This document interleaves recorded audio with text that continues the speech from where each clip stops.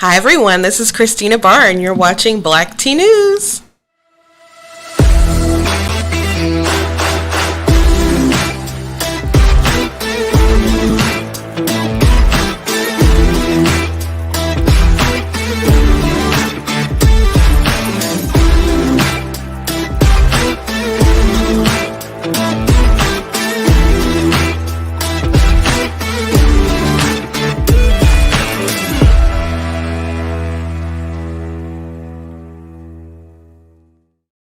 Hello again. My name is Christina Barr, founder of Black Tea News, and today we are again at the studio. Brighter Michigan PAC is our sponsor for today. Got some great people working with this PAC, and really they just want to make sure that good people who want to represent the people are elected. So some great people associated with the PAC. They do a lot of different charity works, raise money for a lot of great causes. So shout out to Brighter Michigan PAC. Thank you guys for allow me to be here. So today we're going to be talking about Juneteenth, and it's officially tomorrow because it's today's 18th, right? Which is funny because they came to Galveston on the 18th and made the proclamation like, hey, you guys are free, and then the 19th is actually the day that people just celebrated. So we're going to be talking about Juneteenth because there's some controversy, I guess. Well, it's an obscure holiday, but now it's like a national holiday, right? And I've known about it for a while, been celebrating it for a while. It's kind of like a Republican thing. And not that it needs to be just a Republican thing. History belongs to everyone. But it was something that was like the celebration of, abolition, sort of seeing its fulfillment, and Republicans were founded to free the slaves. So in Republican circles, we've definitely celebrated it for a while, but not everywhere.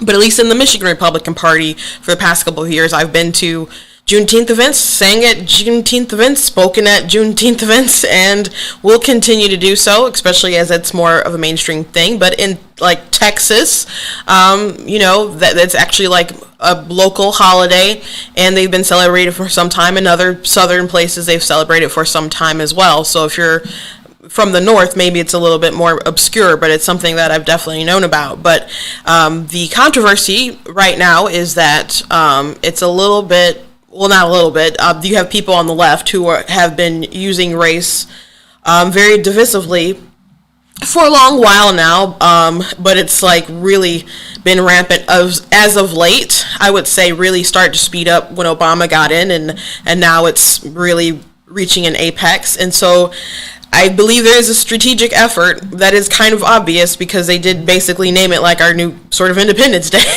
in the bill. So they're trying, and I saw a lot of animosity last year, like with George Floyd and Black Lives Matter, while they're doing the protests and stuff, where people were just so emotional that people were starting to say they don't want to celebrate 4th of July and that Juneteenth is their new 4th of July. So this is so there is a continuation of people trying to exacerbate this problem. And so there's people on the right who have obviously seen through this, who are speaking out against this, like Candace Owens, Charlie Kirk, and so on. And I totally agree with them on that front. But at the same time, I believe why do we have to just allow the left to just keep winning on these forefronts? Like, why do we have to, their plan is obvious, but why can't we play things a little bit more strategic and try to fight to keep the history going of the actual holiday? And I understand they have a lot of levers of power when it comes to Hollywood and academia and things the kids watch on TV and in the media and so on, and they actually have the levers of power when it comes to government. But Republicans taking it and lying down, that's been a thing that's been going on for a while. And so this isn't a fight that I just want to surrender just because I see what they're doing and it's obvious, but I don't want to just be like, oh, we can't celebrate Juneteenth because they're trying to use it for evil purposes. I don't want to do that. I think this is a hill worth dueling on and fighting on. So why don't we do it for a little bit? And I'm going to explain a little bit about it and my feelings and their feelings and the whole argument. I'll try to represent it as best as I can. But really quickly before we jump into it, if you guys like what I do, you can go to blacktnews.com. You can donate to the program. You can do so at blacktnews.com/donate, or you can do it via the instructions there below with a little ticker tape going across the bottom of the screen via PayPal or Cash App. You can also go to the site and, spend your dollars on something you might like this Denounce White Supremacy to Defeat Joe Biden t-shirt with a list of his egregious things on the back. If you want to represent your boy Trump, some of the greatest things that he did, there's a list right there. You can trigger the libs today. And it's one of those, I voted for President Trump and all I got was historic peace deals, low gas, no new wars, tax cuts, etc., and this lousy t-shirt. And since people are so gung-ho on making everyone a victim with intersectionality, you can always get this I am not the victim you're looking for t-shirt. So go ahead and check out what we have there. Follow me on other platforms. My social media is pretty much Black T News at Instagram, Facebook, YouTube, TikTok. The only one that's different is Twitter, and that's at True Black T. So follow me on other platforms, and please read articles that I've done on Black T News, and make sure that you're sharing this around. You can go ahead and share it right now. Share it. You can hit the share button if you're watching on Facebook, and then just send it right in people's inboxes, or you can share it to your own page or other groups, wherever people might be interested. Make sure that you're hitting notification bells, and when I go live, that you're being notified when it's happening on Facebook and YouTube and so on. And make sure that you sign up on the website too, so when they shut me down, we can all still find each other. Hopefully that doesn't happen, but you never know. I'm going to keep speaking truth, and that obviously offends people. So Juneteenth, like I said, it's been something that I've been celebrating for a while. I can't say my whole life. I can't say that, because I do think it is more exclusively a Southern thing, because it is more like a local holiday. And you've heard more about it in the past couple of years. People pretending like they've known about Juneteenth and been celebrating it the whole time, unless you're from Texas or somewhere. I don't believe that's a thing. I don't believe that's a thing. And there are people who probably live up north who maybe did it down there and took it up here and migrated and integrated it. But for the years that I've been, associated with the Republican Party, locally, we've had events celebrating Juneteenth. We've done graphics celebrating Juneteenth. A few years ago, we had an event at the Rock out near Jackson, Michigan, where there's a debate about where the Republican Party was found, but we like to say it was in Jackson at this particular spot here. This is a picture from that day. We had an event under the Oaks, and there's that sign that says that we were founded here. The first convention was here in Michigan, and that was in 1864. And it talks about how we came together for the abolition of slavery. And so we had an event starting at the Rock. We had my dad did the prayer, and we had I think someone else maybe did a prayer too, and we just had some words there. There was a big group photo. And so that's some of my family there who were there that day. So it was a really nice time. And then we ended up going to a place that was nearby, had a luncheon. And so I spoke. I also sang. And we had other speakers who were there. This is some good friends of mine, Mark Gurley and Linda Lee Tarver, Dr. Linda Lee Tarver, excuse me. And, she always made Juneteenth a really, really big deal within the Republican Party. It was like her baby. And I've had her on the show several times. And Mark Gurley, he actually spoke at the event too, because he actually had an ancestor who worked with Lincoln to actually write the Emancipation Proclamation. He talked a lot about how faith played a big part in it too. So we had a really good Holy Ghost church kind of time, and that's just an example of an event that we did some years ago. So it's not really new to me. It's not something that I remember celebrating going to Pontiac schools or something. I don't remember that being a thing back then. But it was something that at least locally here with the Republican Party that we do celebrate. So actually, last Saturday. Though Saturday, it wasn't Juneteenth, but we were planning a Juneteenth thing in the Wayne District County, and then our ethnic vice chair wanted to do like an ethnic rally, so they just decided to have a combination of an event. So I was asked to speak at that event last week. So I've already been to an event celebrating Juneteenth last week, and I got to speak there. We had a lot of different speakers, mostly like religious, like pastors, and talking about where we kind of are in America. And I talked about, well, people got up and did talk about Juneteenth. I talked about how people are so gung-ho about painting America like our morals, like our center, why we're founded was slavery. They call it our original sin. Like, that's the whole idea of the 1619 Project. But America wasn't founded for this division, for slavery. It was always built on freedom. There's a big history about actually revival that brought, the nation together and moved the nation forward, including when it came to ending slavery. But that's something that the 1619 Project and critical race theory doesn't want to teach you, because it's rooted in Marxism and they hate Christianity, to be frank. But I just talked about the moral of America is what you read about in the Declaration of Independence, about how all men are created equal, that we're endowed by a creator, and we need to come together and form this nation to uphold these certain things. So that's why we were founded, not because of 1619 nonsense. We were 1776. I'm going to keep celebrating 4th of July, but I don't mind talking about Juneteenth either. So just a little background on the Juneteenth. On the Emancipation Proclamation went into effect like 1863, January 1st, right? But the Civil War ended on May 9th in 1865. But the enforcement of the Emancipation Proclamation pretty much went around when the troops were going and enforcing it. And so poor Galveston, Texas, they were basically the last to know. And so they weren't made aware until 1865 on June 18th, not actually even the 19th. So, which someone actually quoted the wrong day. So maybe that's why they quoted the wrong day.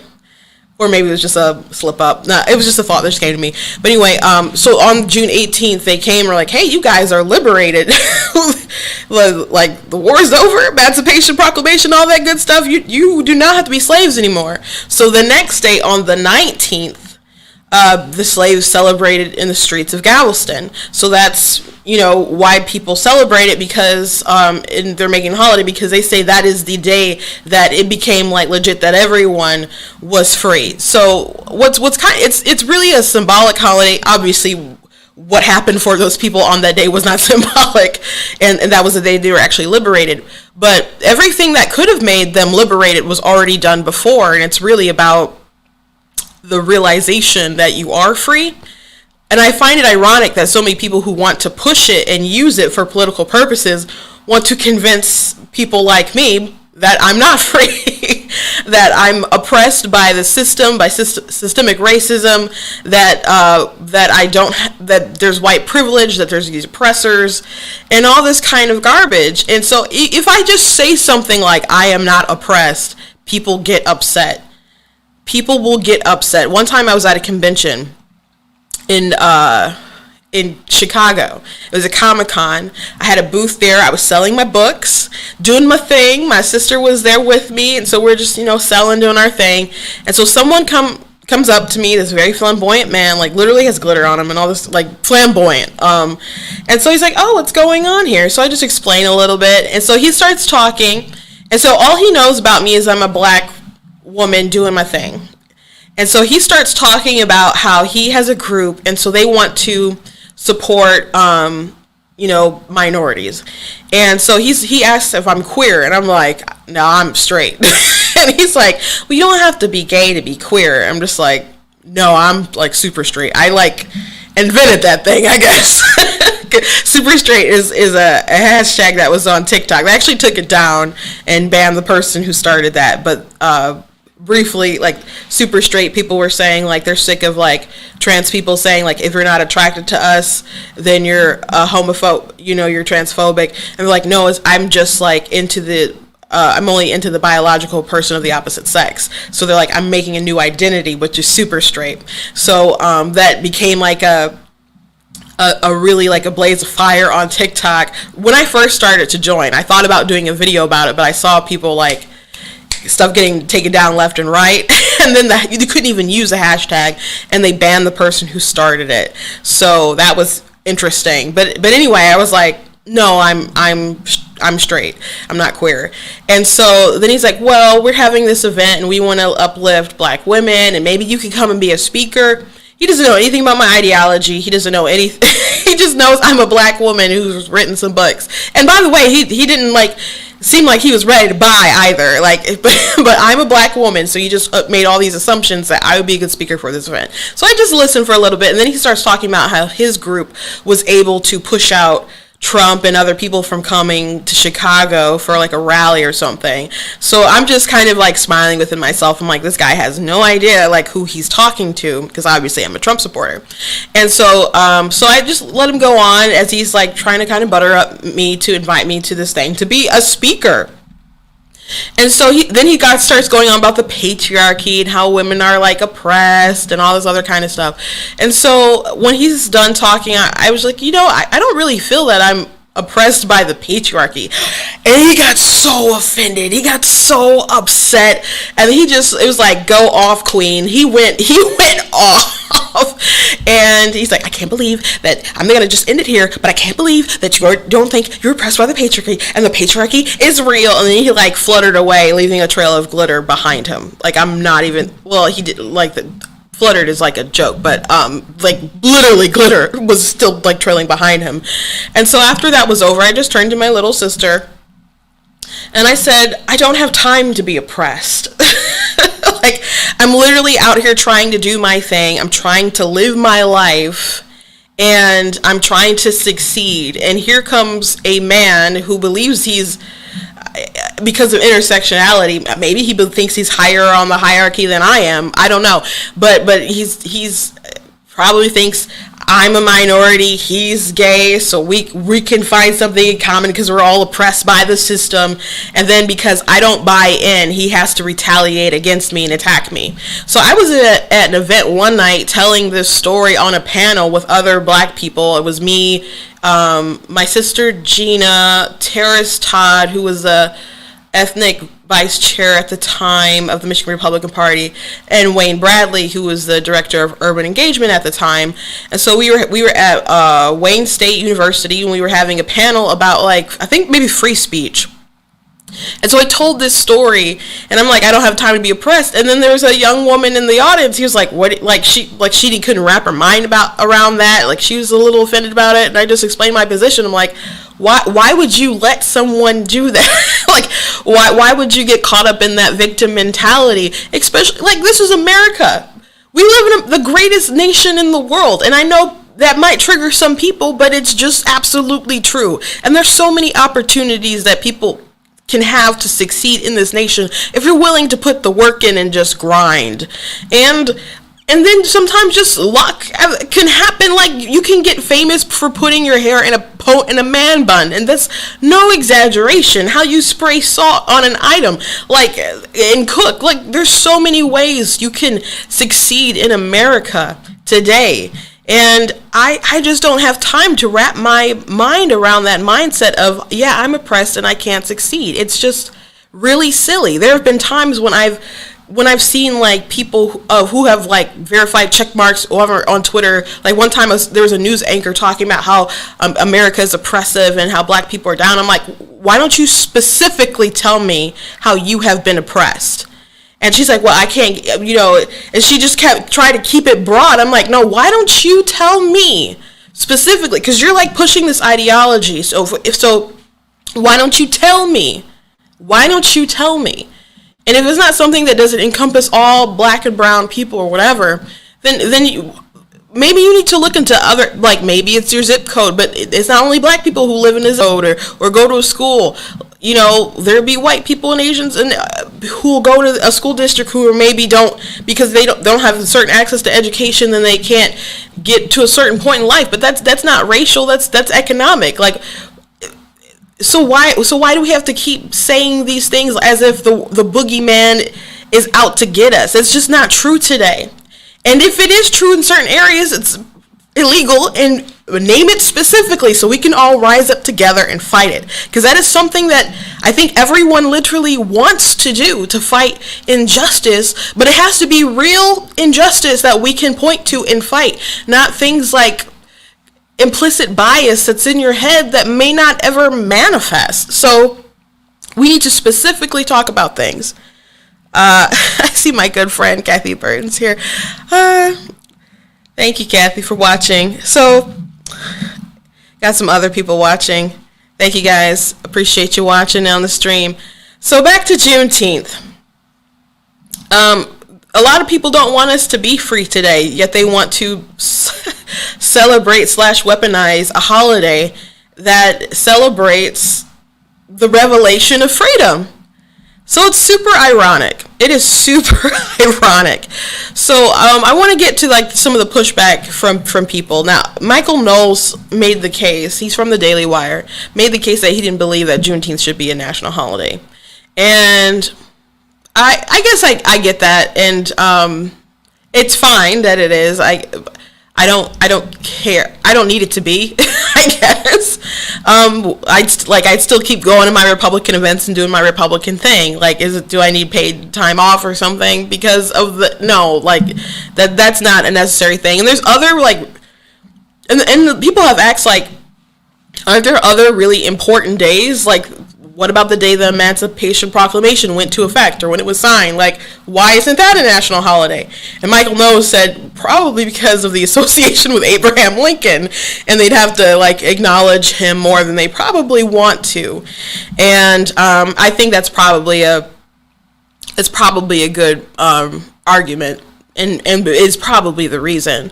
But in the case of Juneteenth, I mean, there's other sort of days that you could celebrate, that are kind of more significant when you associate it with the actual freedom of the freeing of the slaves and getting rid of slavery. So people have made that argument, and Michael Knowles said that what happened on that day, that was so significant. And like I said, other things went into effect that made people free. Like, this holiday is about the revelation of you actually being free and what that actually means. And like I keep saying, it's ironic that they want to use this to kind of weaponize it to exacerbate racism in America and drive division and convince you that you aren't free. So some people were mad at Knowles and some other people, but Candace Owens really kind of set it off. And so I just ended up disagreeing with her and Charlie Kirk in their approach. So let me just show you her tweet. And so she said, Juneteenth is so lame. Democrats really need to stop trying to repackage segregation. I'll be celebrating July 4th and July 4th only. I'm American. So she is not wrong that Democrats are trying to repackage slavery again and again. So she's not wrong about that. But like I said, I've been celebrating Juneteenth. Actually, I'm going to a Juneteenth party tomorrow with friends, driving across the state, and I'm going to have a good time with, and the woman I mentioned, Dr. Linda Lee Tarver, is going to be one of the speakers. I'm going to be with friends, and we're going to celebrate the Republican way, as we have been doing for years. But it's still not 4th of July. It's still not 4th of July. Okay, Charlie Kirk had said in another tweet that Candace is right. He had retweeted her, and then he had said this: America only has one Independence Day, and it's on July 4th, 1776. If you're a conservative who is okay with the Juneteenth National Independence Day Act, you're not paying attention to what the left is truly trying to accomplish.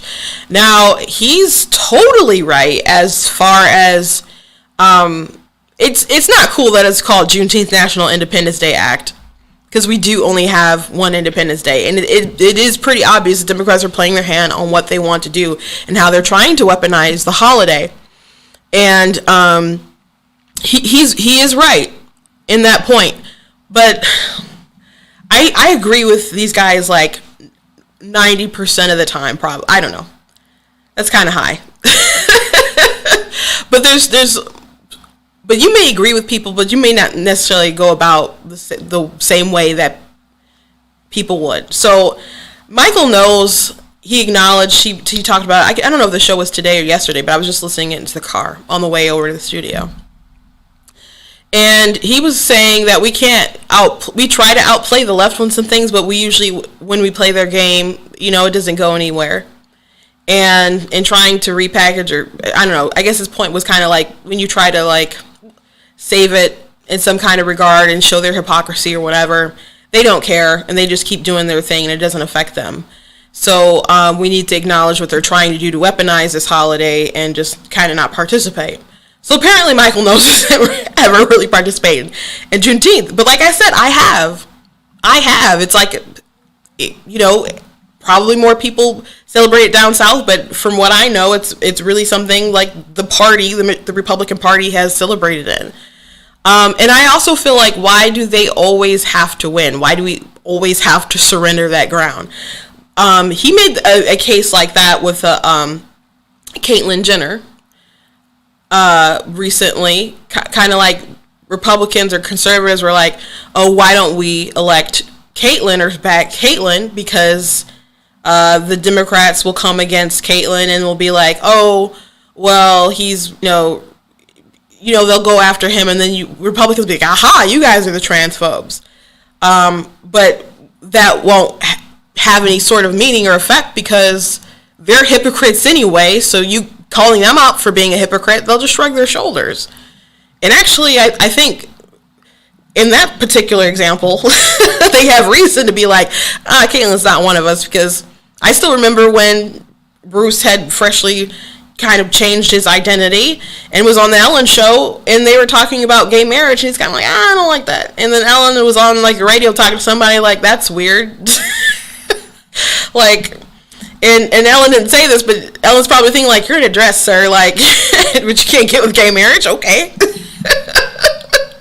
So I don't think Caitlyn Bruce is going to work out the way that they think it will, but they're just so excited because Bruce was like, see, boys shouldn't be playing women's sports, but then he came back and said, like, if they transition earlier, then that's a different story. I'm like, okay, so that actually sounds worse than what he was saying before. So now he has a position that's actually more immoral than the thing that he was against.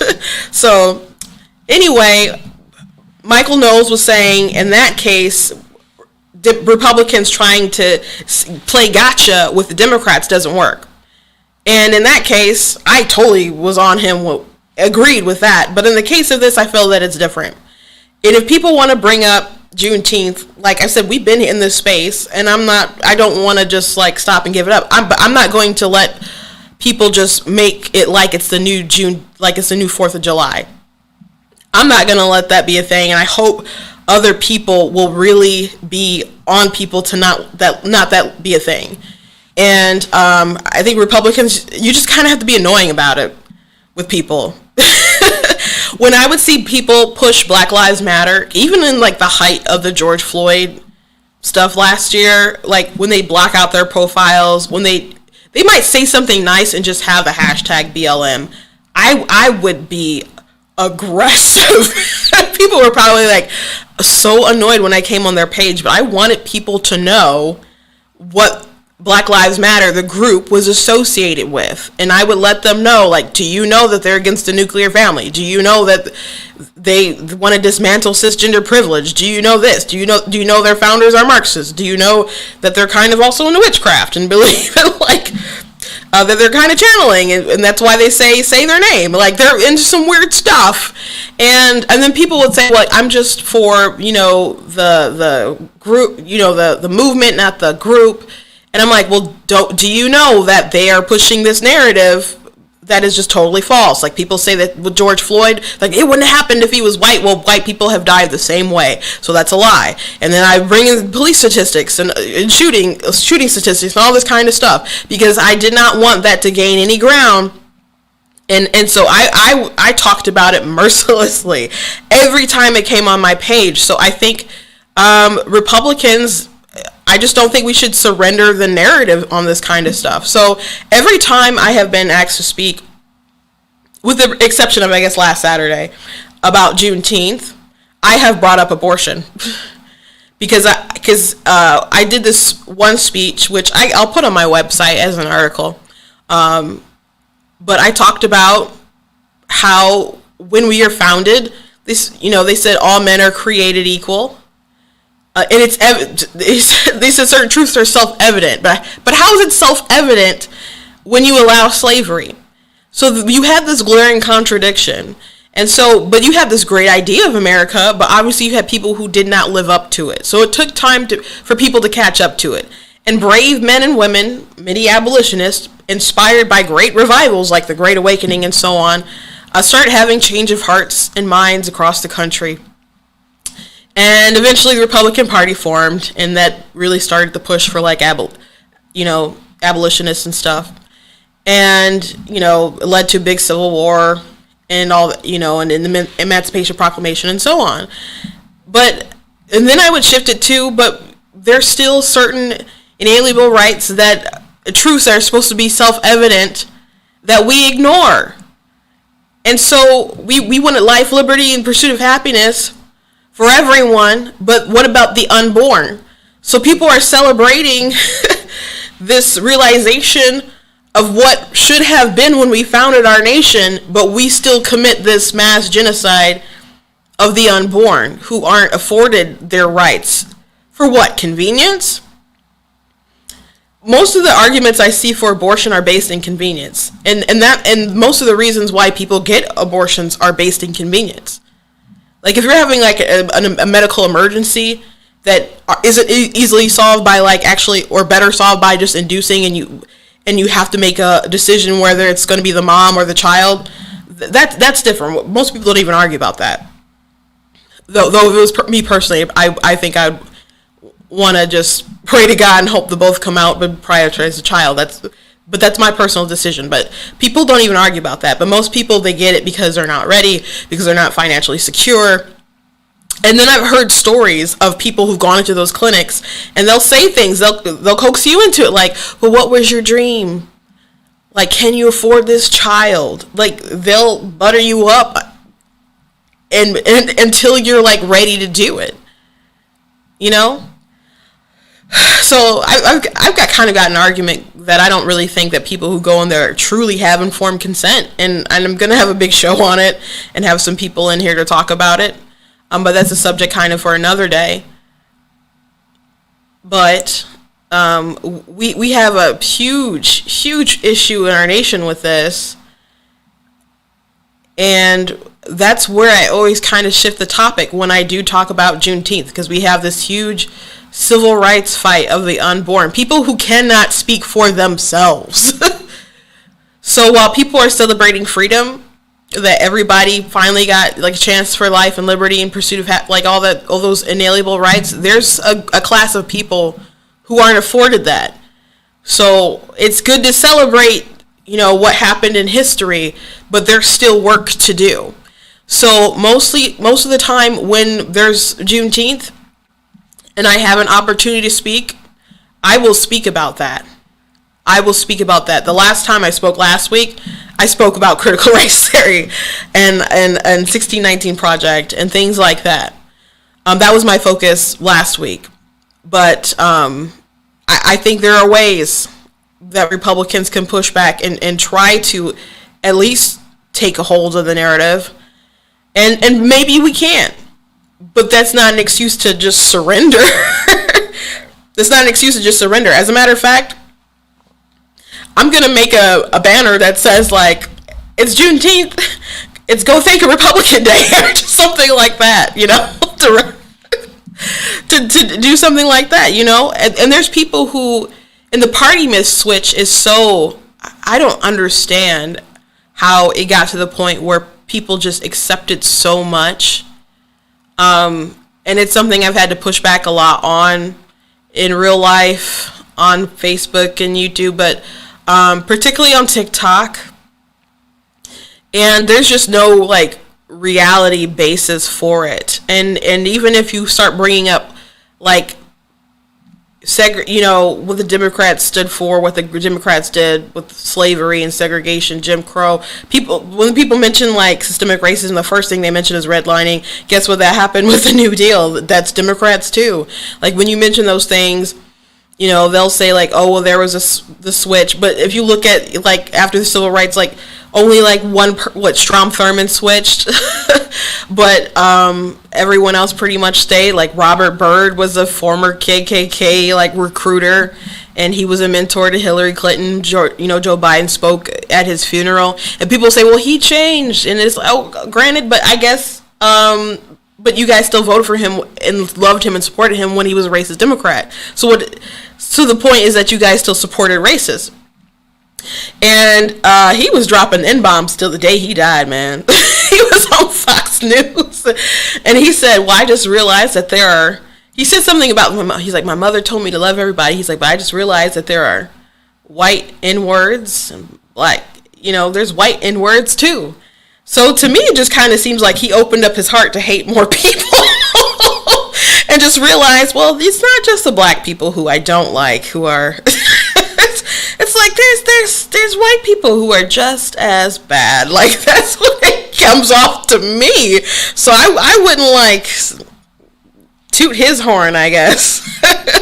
And he came back and apologized and said like, well, I realized I used a word that's kind of from my boyhood. And it's like, yeah, but it's not like. When people use it nowadays, I mean, people do use it as racial slurs, but people be like, yeah, in a kind of a cool way. That was not like a cool way, like of reverence. That was, like I said, like he just probably opened his heart for more hate. Like, and just realized that more people, it's not like a racial thing about how, people suck. It's like, oh, there's white people who remind me of black people. That's what it seemed like. So, they don't win any points trying to say that Robert Byrd changed, in my opinion.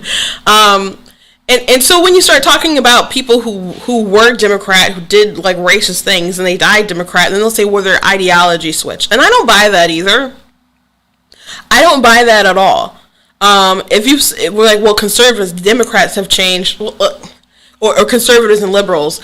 And it's like, well, those are like relative terms. It's like, but when you talk about conservative, what are you trying to conserve? Like, I'm trying to, like, as a conservative, I'm trying to conserve Judeo-Christian values. I'm trying to conserve the Constitution, like things like that. Like, but liberals of back then are nothing like liberals of today. Like, you're talking about classic liberals. They're either conservative or libertarian or just some nomad on an island, just like, I have no home. But they're not what the left is. No way. Like, you're gonna really convince me that the people today, like AOC, has more in common with Frederick Douglass than I do? No, that's stupid. That's like Hiram Revels has more in common with AOC or Bernie, like those people, than he does with, like, no, that's ridiculous. So even like their ideology shifted and changed. They do in general in time with everything, but that's not a good excuse either. And when you say ideologies change, the Democrats got smart about how they fight about particular things. Like Lyndon B. Johnson, he figured out if he throws a couple of bones, he can have people vote, black people voting Democrat for forever.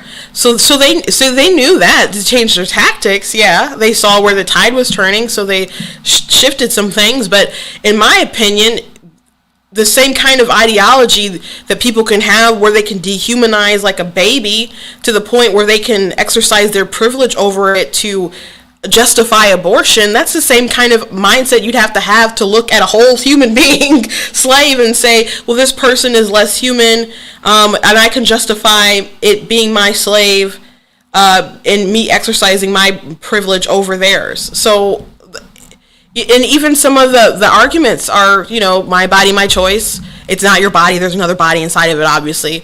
How is that different than property? The property argument. Or what about people who say, like, economic reasons for an abortion, which are the creepiest to me. Because, we didn't grow up with just a lot of capital, I guess you could put it that way. And we have a pretty big family, and I could just never think like, oh yeah, it would have been worth like offing my sister Tina so I could have more toys and live a more comfortable life. Like that would have never occurred to me. So economics really creep me out when they talk about like those kind of fiscal reasons to have an abortion, but like people had a lot of fiscal reasons to support slavery. So, but the point is, are you going to stand up for people's freedoms and their rights and their liberties, or are you not? Are you not? So to me, like if you're for something that heinous today, which I actually think is worse, then I don't think it's so far-fetched that you could have been for something like that. So I don't think the ideologies, what makes people tick, have really changed that much. I really don't. So I think the party switch myth is a farce. And I think this time of year is a good time to talk about it and to keep hammering in like, yeah, the Republican Party we formed to stop slavery, and Juneteenth is the celebration of all the fruits of our labor coming forth. And people might say like, oh, what, the party switch? Like, nope, here's all the data, here's all the facts, and they can debunk it. I'm sorry if you got to do some work, but I think it's necessary. I don't think it would be, it's obviously not wise to just let the Democrats or the leftists who want to keep dividing America just keep spewing their talking points, because it is very obvious that they want to keep dividing the nation, and to use something like this to devalue 1776 July 4th. I mean, they did it with the 1619 Project, trying to say that our founding was rooted on the day the slave ships came, before we were even a nation. They wanted to say that's the thing that defined us. It's not. It's not why people started coming to the colonies. People started coming over here in droves for religious liberty. And like I said, there's a lot of like history with even like the church movement and revival. Like even coming together, people were preaching that we need to come together as one. And then with the First Great Awakening and the Second Great Awakening, like really got into hearts and minds of people that slavery was evil. And there was one particular pastor who was doing like revival. I can't remember who it was. I meant to ask my dad before I came and started recording. But he said that they couldn't do revival in the South how they wanted to because people's hearts were too hardened from slavery. And I thought about this because someone on TikTok made a comment and said other places around the world, they stopped slavery and didn't have to have a big civil war like this. And I'm like, that is true, and that's interesting. And I wish we could have had, like, I mean, William Wilberforce and them, they had to come up with some, like, judo kind of, politics to end it. They did some really, great things to undermine slavery, like over in the UK. In America, we did have to have a civil war, and people fought and were willing to die to end it. And that's not why everybody fought. And some people just wanted to keep the Union together. Some people literally got off a boat and was handed a gun and said, go to war. But as the war kept getting more brutal and people kept losing more people, it obviously evolved into this was the end game, and people needed it to be more, and it was more. But that required people to keep talking about how evil slavery was, and it required people to have a change in hearts and minds. And that's one reason why a book like Uncle Tom's Cabin was so important, because it opened up people's, to the evils of slavery, and then they start making stage plays about it and so on. So it's really unfortunate that people use Uncle Tom as a slur, as a racial slur, when people who use it probably have not done even like 1% of what that book did for black people. So, but when people call me things like that, I just turn around and call them a racist. I don't even deal with them, really. I don't let it bother me. I just they've revealed themselves, I call it out, and I keep it moving, because there's no point in being offended when people are so blinded by hatred that they can't even see straight. And you can pray for them. You can pray that they have a change of heart and mind and try to educate them. But what you cannot afford to do is let it slow you down and let it get to you and pierce your armor and offend you, or give you some kind of insecurity. As I wrap this up, one thing I do want to say, there'll be a lot of people who would tell me that the things I'm speaking about, that I'm brave or whatever, and they'll say they appreciate what I say because if they said it because they're white or whatever, they'll say I'll be called a racist. And sometimes I've pushed back on that, and it's like, well, they call me a coon. So you kind of got to get over that. Because there's more people out in the world who are against this nonsense, and they just are afraid to speak out. I think there was a survey that said, like, I think Pew Research, you can look it up, it's easy to find, but I think it was like 62% of people are afraid of voicing their real opinions. I'm not one of those people. If I have to be the one lone person voicing my opinion, I will do that. I will do that. I don't care if I have to disagree with family and friends, as long as I think I'm right, you know. Not in a stubborn kind of way, but just like if I genuinely feel that it's right. Like, I can admit when I'm wrong. But if I feel that I have to stand up for something, I don't care if it's controversial, I will do it. Because I believe, if I believe it's the right thing to do. But I know everyone's not built that way, but there are more people than you know out there who believe that all this racial division stuff is just nonsense. In America in 2021. It'd be different if we're talking about the 60s or the 50s or the 70s. You know, it would be different. Or even like, you know, the 80s or even the early 90s or something. Like, but today in 2021, gosh, the 90s were so long ago. We're so long ago. Oh my gosh.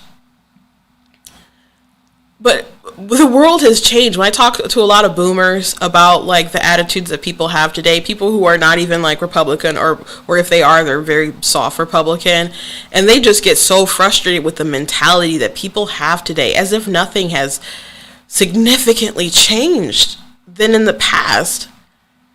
And it's just crazy. But there's more people out there who don't subscribe to this nonsense than what you know. But if you're too afraid to speak out because of how people will react, you're just gonna keep being the silent majority, and you're gonna be silent, and eventually the world's gonna just overtake you until the new normal, the new majority, are the ones who are outspoken and annoying right now.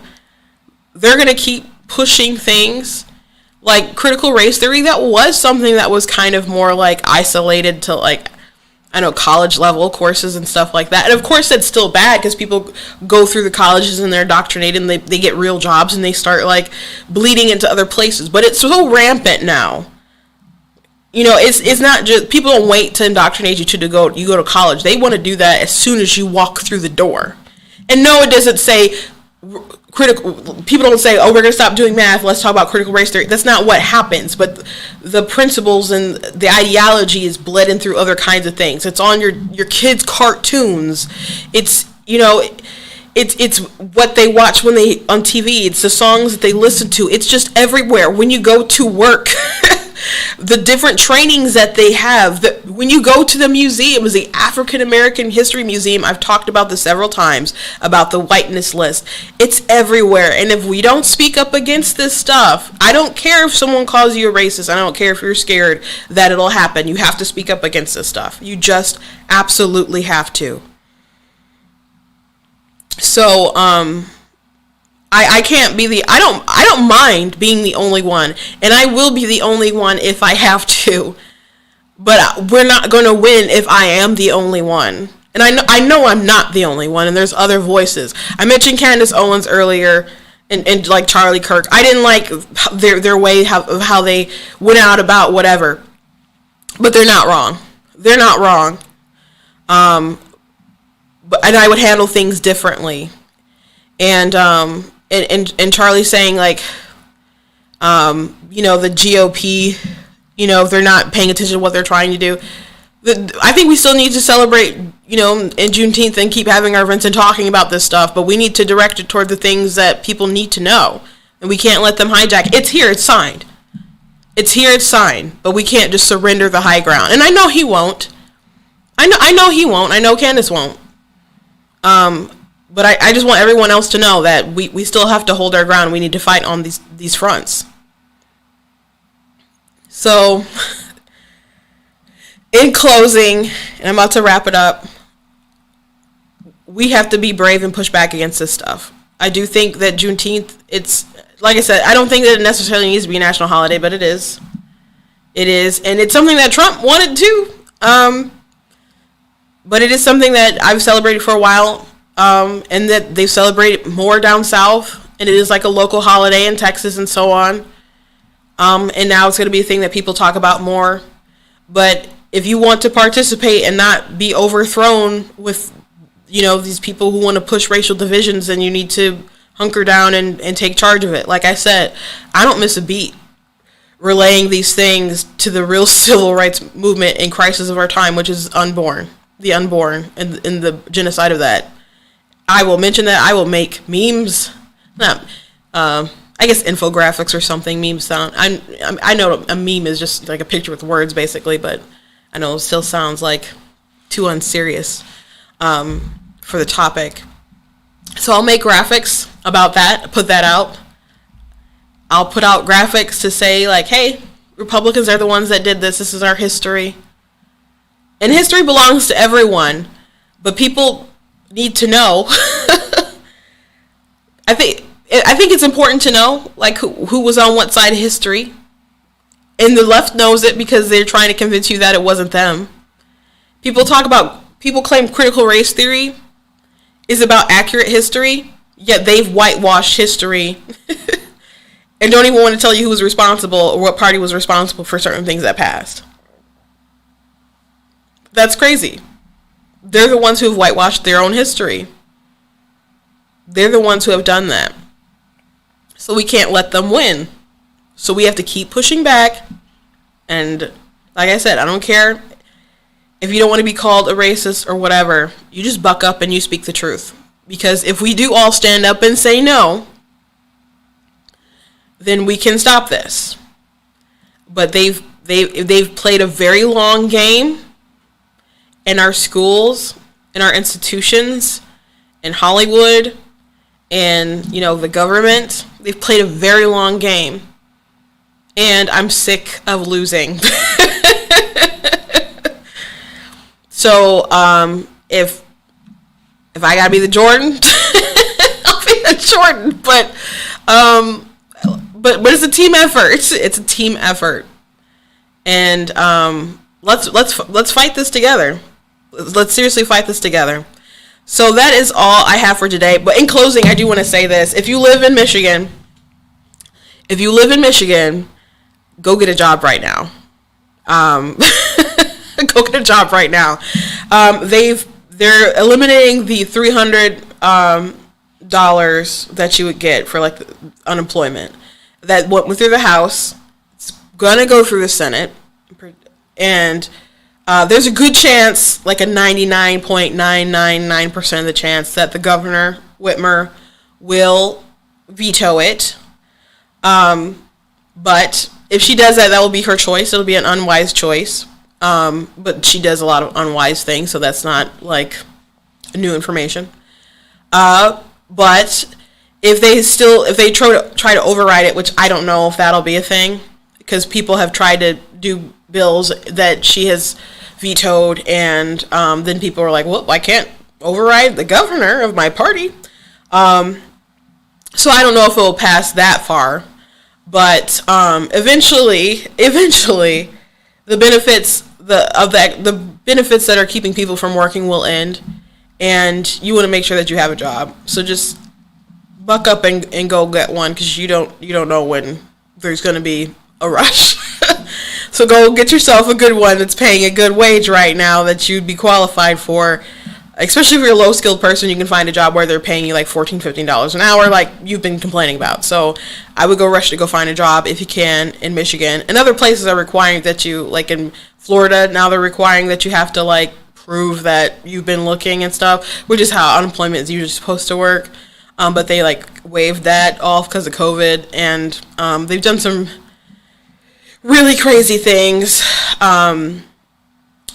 this whole time that don't make sense for the economy. We had the economy should be slamming right now because we had an artificial depression. And as soon as like stuff started opening and people started getting vaccine, all this stuff, like things just shut. It should have been booming. But of course we don't have people going back to the workforce because a lot of them are incentivized to stay home. And then they scare a lot of people half to death. I just heard a relative of mine haven't left their house in a year. She's a lefty though, so I'm not too embarrassed. That's just her ideology, I guess. But yeah, that's extreme and sad. Pray for her. But anyway, thank you guys for watching today. And tomorrow, let's talk about it. I do have that will be premiering at 7:30. It will not be live because I'll be out enjoying my Juneteenth party with my friends, my Republican friends, my brothers and sisters in the movement. But I will be on with my sister, Katrina Barr. She will be my guest. So you can tune in tomorrow. You can get, just set yourself a little reminder. Make sure that you're hitting notification bells on like Facebook and YouTube and so on, so you know when things go live. So it'll be a live premiere. You can still like chat and so on. And I'll probably dive into the chat and interact with you all, but the video will not be live. It will be an instant premiere on Facebook and YouTube. So go ahead and hit notifications for that and watch that. And I will see you back doing a live on Monday. And God bless you guys and enjoy your new federal holiday. And remember, be brave. Do not let people psych you out about defending liberty and America. We live in the greatest country in the world, and push back on this division, because America is a great place and people are trying to convince you that it's not. And you have to stand up and defend America. Don't let me do it alone. I will do it alone, but don't let me do it alone. But God bless you guys, and I'll see you next time.